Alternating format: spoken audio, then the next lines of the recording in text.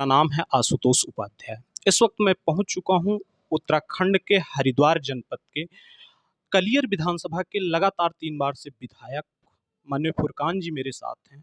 आइए आज हम इनसे उत्तराखंड के चुनाव के बारे में चर्चा करेंगे और अपने कैमरे में कैद करके क्या है उत्तराखंड का माहौल ये जानना चाहेंगे और जनता के सामने लाएंगे। विधायक जी आपका स्वागत है हमारे चैनल। धन्यवाद।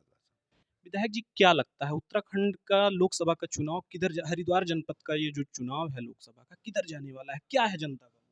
ये जो लोकसभा का चुनाव होने जा रहा है, जो हमारी कांग्रेस पार्टी ने, आदरणीय सोनिया जी ने, राहुल जी ने जो यहाँ पर कैंडिडेट उतारा भाई वीरेंद्र रावत जी को यहाँ से भारी मतों से जिताकर भेजेंगे, क्योंकि जनता परेशान है।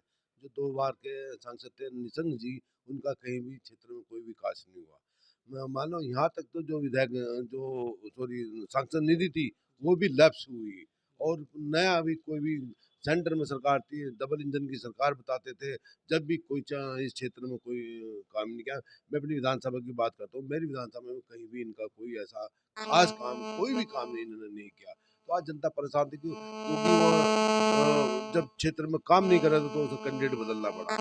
और हमारे जो रावत जी है, माननीय हरीश रावत जी ने, जब हमारे यहाँ पहले सांसद रहे, कितने ही उन्होंने पुल बनवाए, खेड़ी सिकुपुर से लेकर रणसुरा, लाजपुर, और पता नहीं कम से कम 25 पुल उन्होंने जब सेंटर में मंत्री थे और जी वो सांसद थे इस क्षेत्र के हरिद्वार के, उन्होंने इस क्षेत्र में काम किया।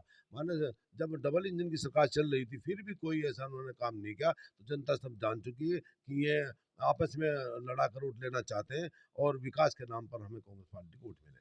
यूपी में सर अभी हाल ही में देखा गया कि मुख्तार अंसारी साहब एक हस्ती थे और जेल के अंदर उनकी डेथ हो जाती है।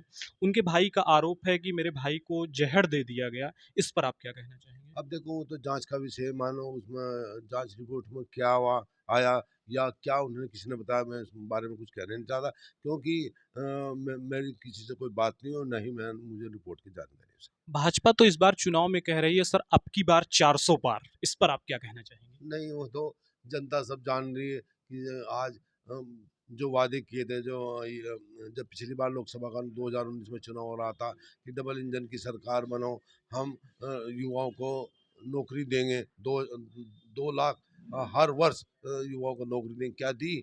महंगाई कम करने की बात थी। जो 400 का सिलेंडर था, आज 1100 हजार का मिल रहा है। क्या क्या एक बहुत बड़े बड़े वादे करते, किसानों की आय दुगनी करेंगे। मैं भारतीय जनता पार्टी के लोगों से पूछना चाहता हूँ, क्या किसानों की आय दुगनी नहीं और आधी होगी? जो गन्ने का रेट था, सिर्फ 5-6 साल में आज 25 रुपया रेट बढ़ाया। खाद का क्या रेट हो गया, डीजल पेट्रोल का क्या रेट हो गया, और जी जो हमारी कृषि यंत्र थे उनका क्या रेट हो गया, महंगाई का तो सब झूठ बोलती है। आज जनता जान चुकी है। झूठ का जवाब आने वाली 19 तारीख को जनता देगी। विधायक जी 15 साल से आप विधायक हैं, अपनी विधानसभा में विकास कहाँ तक आपने किया है? अब मैं ना अपनी विधानसभा में आप मेरे किसी भी गांव में चले जाओ, कहीं भी सड़कों की मैंने जाल बिछवाया। कोई गांव मेरा ऐसा नहीं जहां मैंने कई कई करोड़ की सड़कें नहीं बनवाई। और तो क्या, मैंने अपने क्षेत्र में पुल, जो एक रामपुर चुंगी से पिरान कलियर के लिए पुल, जो जिस पर काम चल रहा है, और पिरान कलियर में 2 पुल मैंने बनवाए। और उसके बाद में एक हमारा ये नागल पुल नहीं था, उनका रास्ता नदियों में जाना था, उनके लिए छोटा पुल बनवाया। और मैंने अपने क्षेत्र में रामपुर में कन्या इंटर कॉलेज, पिरान कलियर में इंटर कॉलेज, दौलतपुर में इंटर कॉलेज, भौरी में कन्या इंटर कॉलेज, मगरूपुर में डिग्री कॉलेज, इतने कॉलेज मैंने अपने क्षेत्र में बनाए। क्योंकि जनता जो गरीब गरीब के बच्चे पढ़ते हैं, वे सीबीएसई बोर्ड में 4-4 हज़ार रुपये फीस नहीं दे सकते, तो इसलिए हमारे क्षेत्र के बच्चे पढ़ रहे हैं। तो हमने कब्रिस्तान की मूरत घाट की चीज, हाँ, ज़्यादातर हमने छतरियाँ मनवाई। जो भी हमारे इलाके काम था, जो भी जनता ने हमसे मांग की, हमने वो काम पूरा किया। विधायक जी विपक्ष का कहना है कि आप हिंदू मुस्लिम तुष्टीकरण की राजनीति करते हैं। एक भी मिसाल बता दो कि मेरे विधानसभा में 44 गांव पड़ते हैं, उसमें कोई गांव ऐसा बता दो जिस गांव में मैंने काम नहीं कराया।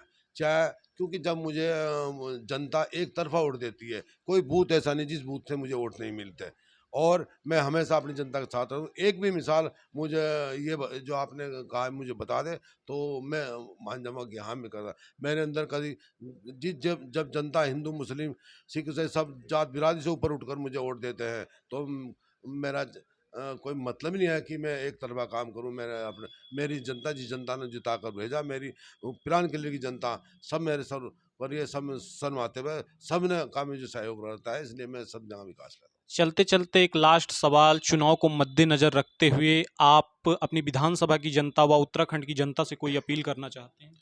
हाँ, मैं अपने क्षेत्र की जनता से यही अपील करना चाहता हूँ कि आने वाली 2019 का बहुत अहम चुनाव है।